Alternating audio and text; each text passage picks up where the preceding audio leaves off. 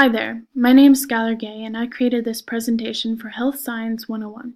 This is Teenage Smoking, Remodeling Anti-Smoking Campaigns. Let's get started.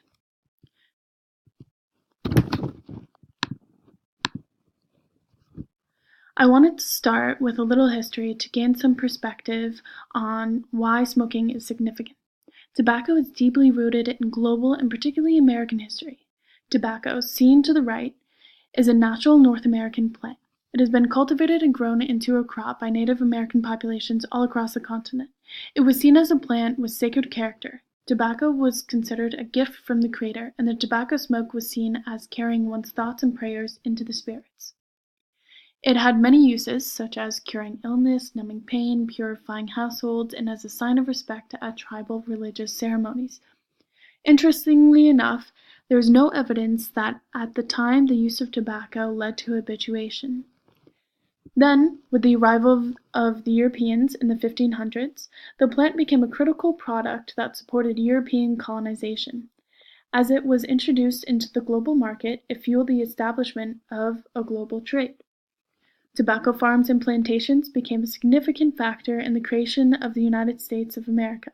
This is an extremely brief summary of tobacco's influence on global history and American culture.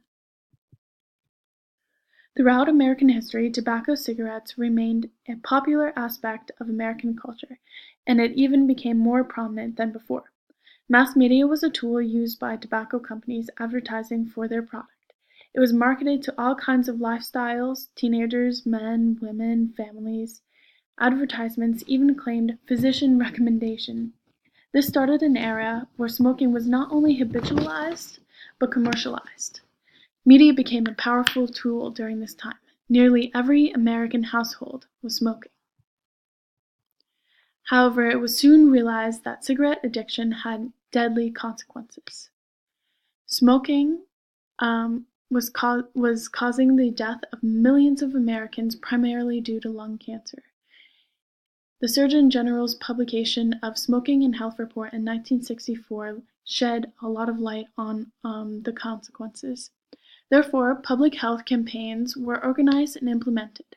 One of these is the federally passed Master Settlement Agreement, which prevented tobacco companies from targeting mass media advertisement towards the youth of the United States. Other strategies of reducing smoking was raising the prices of tobacco, disincentivizing purchases, and limiting access to minors. These are just a few examples of different anti-smoking campaigns. Unfortunately, these efforts did not yield successful results.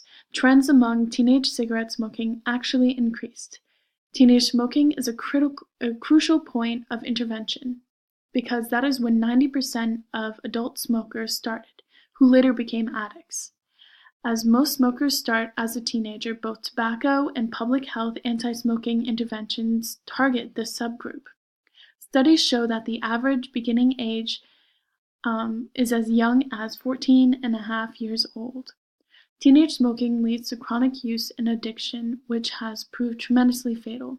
Approximately 5.6 million early deaths under the age of 18 have occurred because of teenage smoking.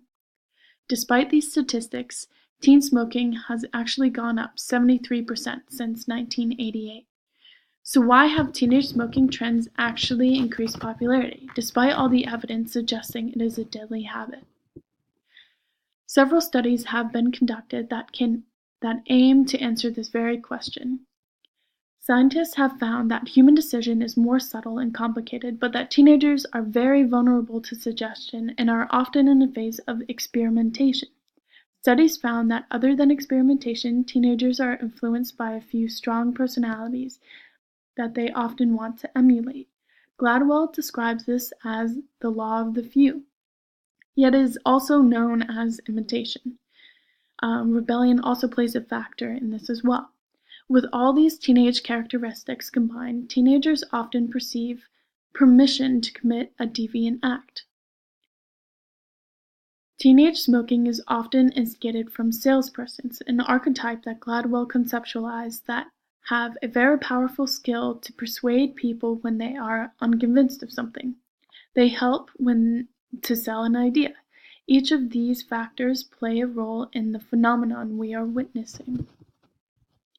Malcolm Gladwell sheds more light on the drivers of this epidemic: contagiousness and stickiness. Contagion is the first component of teenage smoking. It is spreading the idea to non-smokers, whereas stickiness is the ability for that idea or thing to leave an impact. Gladwell eloquently puts it, contagiousness is a function of the messenger, and stickiness is the property of the message. Contagiousness operates on salespeople and has been the primary target of public health campaigns by preventing people from smoking initially, making cigarettes seem uncool.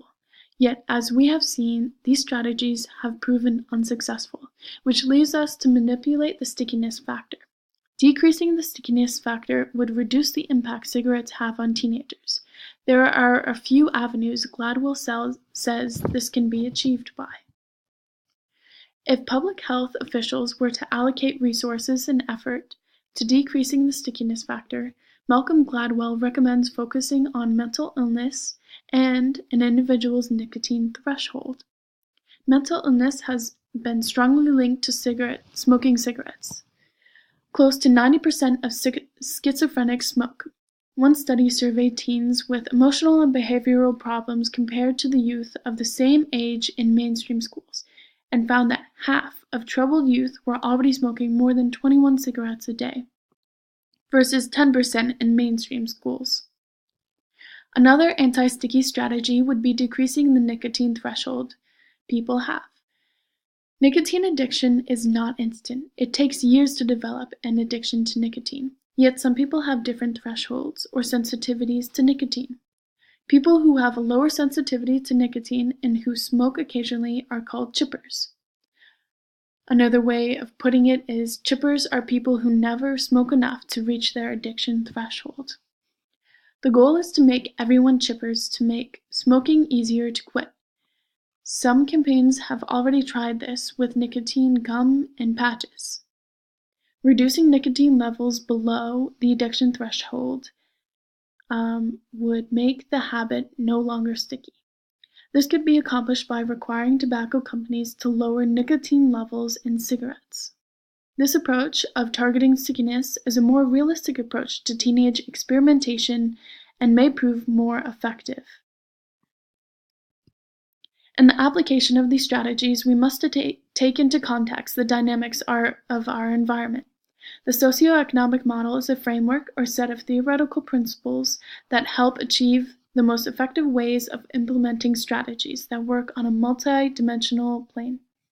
The first framework or level is policy, which often deals with federal and state laws and regulations.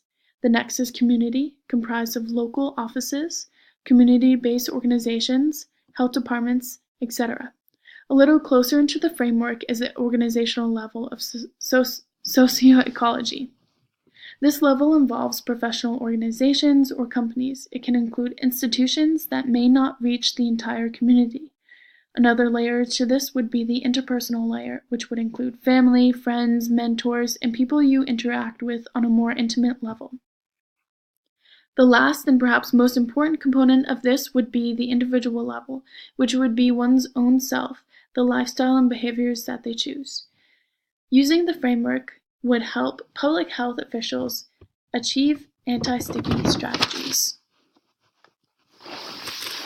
Applying these two anti-sticky strategies to the socio-ecological model can look like a variety of different implementations. On the policy level, we could require tobacco companies to reduce nicotine levels and also mandate mental health counseling and psychiatry to teenage smokers. This can be enforced on more of a community level, which can offer support groups for smokers with depression and mental illness, and also can allow and enable sale of lower nicotine cigarettes in a community. On an organizational level, organizations can educate employees, students, etc. about nicotine levels and community resources. Organizations can also connect community members to these resources by providing health insurance or include it in employment contracts.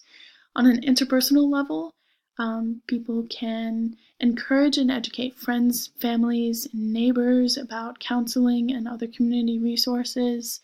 On this level, you can also help change the perspective of smoking to a more practical one that allows experimentation but also recognizes the deadly consequences of it as well. On an individual level, a person can make choices that are best for my mental and physical well-being and can actively seek resources or make changes in my life that can reduce the stickiness of cigarettes.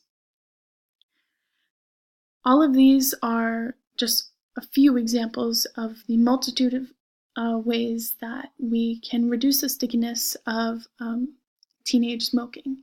By implementing these strategies, we can create a healthier nation and reduce this epidemic and hopefully save some lives. This is my bibliography, and thank you so much.